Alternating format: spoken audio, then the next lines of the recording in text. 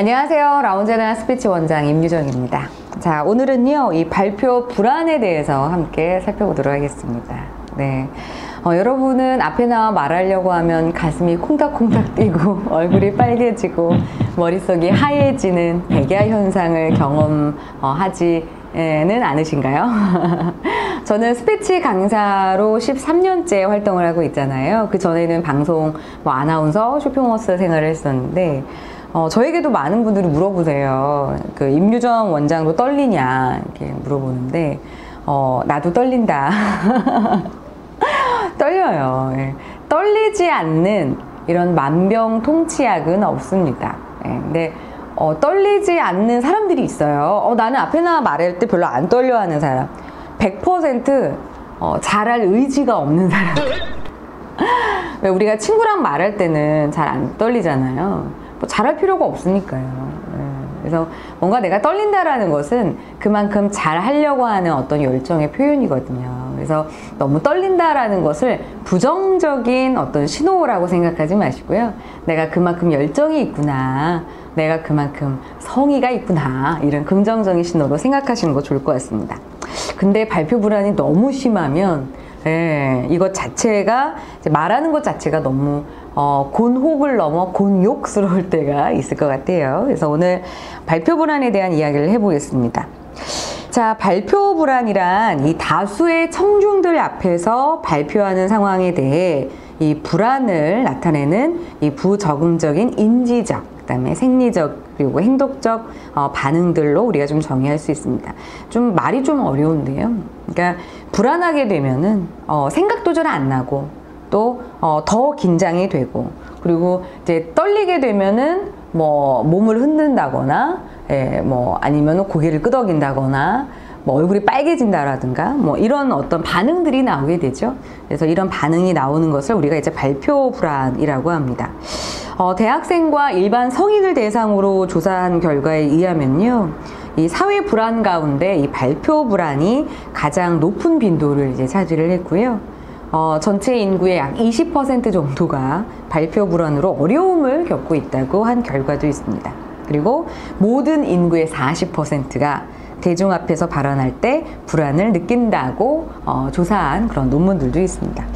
정말 많은 분들이, 생각보다 정말 많은 분들이 발표 불안으로 많이 고통을 겪고 있는 것 같아요. 자, 발표 불안의 증상들은 어떤 것들이 있을까요? 떨린다라는, 심장이 떨리고 몸이 떨린다라는 거죠. 어떤 분들은 얼굴에 이렇게 경련이 일어나는 경우도 있고요. 막 안절부절 못하죠. 그래서 막 앉아서 기다릴 때도 막 이렇게 몸을 흔들고 서서 말할 때도 안녕하세요, 반갑습니다 이렇게 안절부절 못하는 것도. 그 다음에 얼굴을 찡그린, 그러니까 표정이 없어지죠. 긴장을 하면. 그래서 웃으면서 얘기해야 되는데 안녕하세요, 반갑습니다. 그리고 거친 호흡 이런 것들. 그 다음에 땀이 막 비오듯 하는 분들이 있고요. 또 어떤 분들은 얼굴이 붉어져서 정말 이 안면 홍조 때문에 아무리 화장을 해도 가려지지 않는다. 심장 박동 증가, 어떤 분이 현기증, 어지러워 쓰러질 것 같아. 그리고 말을 좀 더듬거린다거나, 그리고 사람들하고 아이 컨택트가 안 되죠. 그래서 안녕하세요, 반갑습니다 이렇게 해야 되는데 안녕하세요, 반갑습니다 이렇게 아이 컨택트가 안 되는 것들, 이런 것들이 이제 발표 불안의 이제 증상이라고 합니다.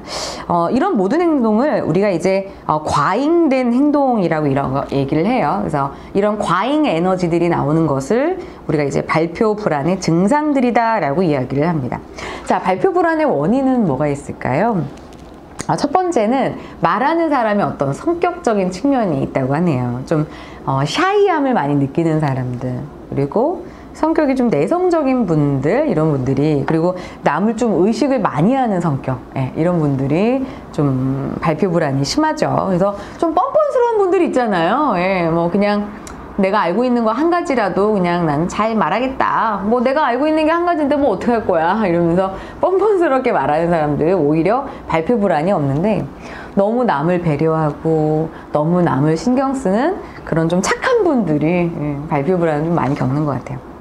두 번째는 말하는 사람들, 그 사람들의 어떤 낮은 자존감이 하나의 원인일 수 있습니다. 그래서 보통 우리가 앞에 나가면 이제 앞에 나가서 퍼블릭 스피치를 할 때는 나는 장군이고 앞에 있는 사람들은 내 부하야 라고 생각하는 게 발표 불안을 떨칠 수 있는 아주 좋은 방법이기도 합니다. 그러니까 나는 장군이니까 이 사람들을 무시해야지 이런 게 아니라 나는 리더야. 그래서 이 자리는 나의 자리고 나의 무대야. 내가 끌고 나갈 거야. 이런 이런 강한 마음, 나 자신을 믿는 그런 마음이 있어야 되는데 그 중에는 나는 작고 청중은 굉장히 크게 보는 사람들. 그러니까 자기의 어떤 자존감 이런 것들이 좀 낮으면 나는 좀 쪼그라들고 상대방은 좀 커지는 경향이 있거든요. 그래서 이런 낮은 자존감을 갖고 있는 분들이 발표 불안을 호소하는 경우가 많습니다. 그리고 이 발표자의 어떤 신체적인 긴장감, 그러니까 내가 지금 뭔가 떨고 있구나, 뭔가 지금 내가 긴장하고 있구나라는 것을 우리가 이제 신체를 보면 알 수 있거든요. 뭐 어깨가 올라간다거나 제스처를 못한다거나, 그러니까 이런 것들을 내가 인지하면 인지할수록 내가 여기서부터 저기까지 걸어가면서 자연스럽게 말하고 싶은데 잘 걸어지지 않는다는 거죠. 그래서 이런 거를 인식하면 할수록 발표 불안이 더 커진다라고 합니다. 예. 그리고 네 번째는 발표에 대한 어떤 트라우마. 예. 언제 한번 정말 엄청 망한 거죠. 그러면 그때가 생각이 나면서 나 이번에도 망하면 어떡하지? 뭐 이렇게 생각을 하는 거죠. 그리고 발표 불안을 가중시키는 것 중에 굉장히 중요한 게 듣는 사람의 태도입니다. 그래서 내가 발표를 하는 상황에서 청자가 등을 돌리고 있거나 졸거나 옆 사람에게 말을 건다거나 뭐 내가 하는 발표의 내용에 대해서 이렇게 뭔가 못마땅한 표정을 짓는다거나 아니면 중간에 내 말을 듣고 있다가 나간다거나 이러면 굉장히 발표 불안이 심해지죠. 그래서 여러분이 누군가의 발표를 잘하게끔 만들려면 이게 좀 고개를 끄덕여 준다든지 웃는다든지 좀 이런 경청하는 자세가 좋은 스피치를 만듭니다. 자, 그리고 청자의 특성에 따라서도 발표 불안이 좀 달라져요. 청자의 수가 많을수록, 그리고 청자의 나이가 나의 발표자인 나의 나이보다 많을수록, 그리고 청자의 지위와 지식 수준이 높을수록, 그리고 청자가 부정적인 반응과 피드백을 보일 때 발표 불안이 커집니다. 네. 그래서 저는 제가 스피치 강의를 이제 기업체에 출강을 해서 하잖아요. 근데 보면은 50대, 60대 남자들, 그리고 그 리더분들, 제가 주로 강의하는 분들이 리더분들인데 이런 분들이 한 30명 정도면 괜찮아요. 근데 한 300명 있을 때는 떨려요. 그래서 준비를 많이 합니다. 그래서 청자의 특성에 따라서도 발표 불안이 달라질 수 있다. 자, 그리고 내가 말하고자 하는 내용에 따라서도 발표 불안이 달라질 수 있는데요. 내가 그 발표할 내용에 따라서 지식이 부족하고 내 흥미도와 관심도가 떨어지고, 그리고 내가 준비를 덜하면 발표 불안이 심해집니다. 자, 그리고 발표할 기회의 부족. 나는 이렇게 앞에 나와 말해볼 기회가 별로 없어 하는 분들은 오히려 이런 어떤 기회, 이런 많이 해보지 않았기 때문에, 경험에서 오는 그런 자신감이 부족하기 때문에 발표 불안이 심해질 수 있다고 합니다. 자, 여러분 어느 요인일까요? 예. 나는 모두 다 해당된다. 내용도 준비 잘 안 하고 트라우마도 있고 성격도 좀 샤이한 것 같고, 예, 이러면 발표 불안이 심해서 회사 내에서 뭐 프레젠테이션이나 뭐 면접 볼 때 좀 어려우실 텐데요. 자, 제가 누굽니까? 발표 불안을 해결할 수 있는 방법에 대해서 여러분 함께 나눠보도록 하겠습니다. 자, 제가 하는 방법인데요. 첫 번째는 불안증 극복 체조가 있습니다. 불안증 극복 체조. 이건 버트럼 콕스라는 학자가 만든 이 불안증 극복 체조인데요. 일단 첫 번째, 심호흡을 여러 차례 반복한다. 그래서 떨리면 이걸 이제 5회에서 10회 정도 반복을 해주는 거죠. 두 번째, 혀와 턱의 긴장을 풀어준다. 그래서 우리가 이제 젓가락을 끼고, 이건 제가 들고 있는 건 발음 교정기 발음인데요. 뭐 이런 발음이나 아니면 나무젓가락 이런 걸 끼고 이렇게 혀와 입의 근육을 풀어주는, 그래서 간장건장 건장장은 가나다라 마와사 아자사가 뭐 이렇게 하는 것들이 이제 좋은 방법이고요. 그 다음에 바른 자세, 세 번째, 그런 다음에 바른 자세를 유지를 해주고요. 손과 손목의 힘을 빼줍니다. 그리고 어깨와 등을 똑바로 하고 배를 잡아당기고 머리와 목에 힘을 빼고 그 다음에 좌우로 아래 위로 돌리는 이런 버트럼 kok스의 극복 재주가 있어요. 전 여기에 여러분에게 아웃고잉 자세를 추가로 알려드리겠습니다. 자, 무슨 얘기냐면 이렇게 우리가 몸에 말을 할 때 몸의 에너지가 안녕하세요, 반갑습니다 멈춰 있으면 더 긴장이 돼요. 근데 안녕하세요, 반갑습니다. 네, 지금부터 제가 발표를 시작하도록 하겠습니다. 여러분은 이 점에 대해서 어떻게 생각하시나요? 여러분 스피치 정말 잘하고 싶으시죠? 제 지금 몸과 이 머리가 다 어디로 가죠? 앞으로 갑니다. 여러분 어때요? 여러분 이렇죠? 이런 게 중요하지 않을까요? 이렇습니다. 그래서 몸의 에너지를 이렇게 멈춰 있기보다는 자꾸 앞으로 이렇게 살살살살 이렇게 내밀어 주세요. 그러면 훨씬 이렇게 몸의 에너지가 앞으로 가면서 목소리의 에너지도 앞으로 나오고 훨씬 더 자신감 있고 열정적인 모습으로 여러분이 스피치를 하실 수 있습니다. 그래서 버트럼 kok스 플러스 아웃고잉 자세까지. 그래서 딱 힘을 빼시고 안녕하세요. 네, 반갑습니다. 네, 이렇게 하는 방법이 가장 좋습니다. 네, 여러분 저를 믿으시나요? 아웃고잉 자세는 제가 진짜 몸이 너무 힘들고 피곤하고 오늘 진짜 강의하기 너무 싫은데 이런 날 의도적으로 제가 하는 거예요. 네, 정말 효과가 있습니다. 네, 여러분 제가 이런 좋은 정보를 드리는데 꼭 한번 해보세요. 발표 불안 어렵지 않습니다.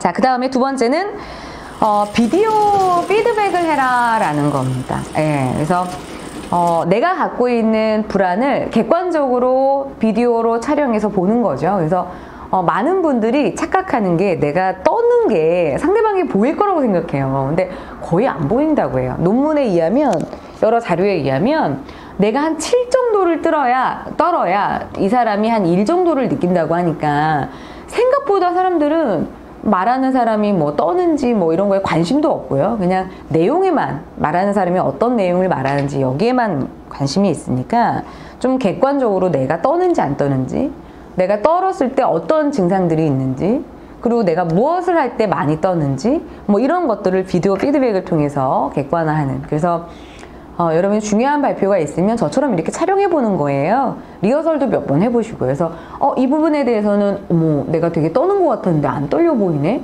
여긴 되게 자신감 있게 했는데 오히려 더 떨려 보이네. 이렇게 어떤 피드백을 알아보시는 게 중요합니다.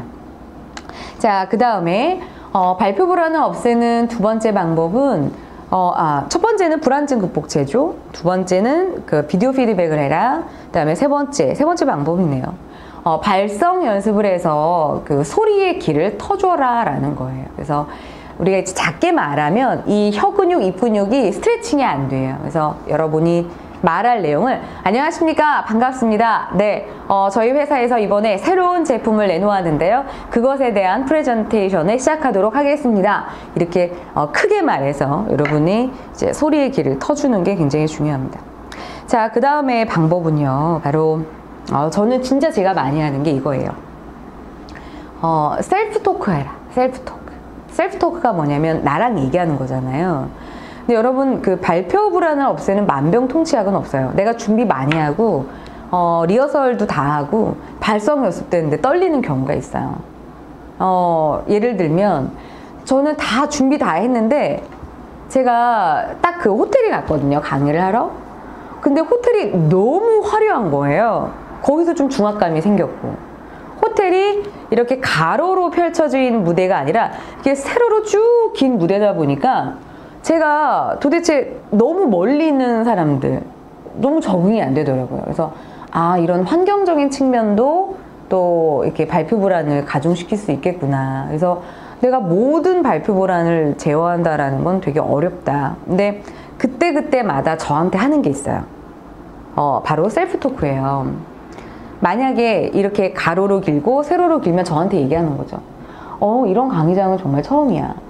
근데 어차피 이 강의장은 인원이 30명, 50명은 똑같잖아.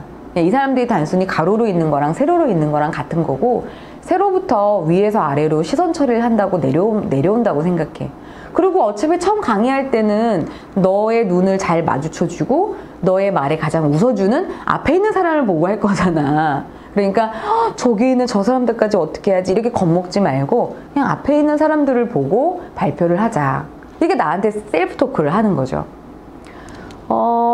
예전에 저보다 나이가 굉장히 많은 70대, 80대이신 분들, 그것도 제가 이제 동국대에서 주지 스님 분들을 한 40분 모아놓고 강의를 한 적이 있어요.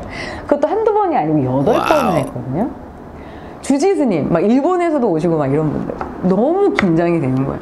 아니, 제가 그분들보다 인격이 훌륭해요. 삶의 경험이 많아요. 연륜이 많아요. 딱 하나, 저한테 이제 셀프 토크를 하는 거죠. 이분들보다 삶의 경험이나 연륜은 없지만, 이 스피치 분야, 설교 부분에 대해서는 네가 이분들보다 훨씬 더 많은 스피치에 대한 테크닉을 갖고 있어. 이분들의 모든 걸 바꿔주려고 하지 말고 네가 알고 있는 부분만 고쳐보자. 이렇게 스피치에 대한 어떤 공식 전문성을 알려드리자라고 생각을 했더니 긴장이 쭉 내려가고 내 강의에 집중을 할 수 있겠더라고요. 그래서 이런 셀프 토크, 나랑 대화를 하는 거예요. 대화를 할 때 나 안 될 것 같아, 나 망할 것 같아, 나 못할 것 같아, 쥐구망래도 있으면 들어가고 싶어, 왜 나한테 이런 걸 시켜, 이런 게 아니라 좀 긍정적인 피드백을 하는 것이 중요할 것 같습니다. 자, 여러분 오늘 발표 불안에 대해서 알아봤는데요. 여러분 도움이 많이 되셨을까요? 어차피 말을 해야 되는 건 나 자신입니다. 준비를 많이 했건 안 했건 나 자신을 믿고. 그리고 이런 분들이 있어요. 준비 조금밖에 안 해놓고 잘하려고 하면 발표 불안이 생기거든요. 그래서 조금밖에 안 했으면 욕심 부리지 말고 조금밖에 안 했는데 이 조금이라도 잘 전달하자 라는 그런 뻔뻔스러움, 얼굴에 우리 뭐 깐다고 하죠? 철판 이거 깔고 말씀하셨으면 좋겠습니다. 여러분 당연히 구독 누르셨죠? 그리고 댓글 궁금하신 거 있으면 제가 그거 풀어드릴게요. 댓글 꼭 남겨주시고요. 이 영상이 좋으셨으면 꼭 좋아요로 여러분의 마음을 표현해 주셨으면 좋겠습니다. 다음에 만나요.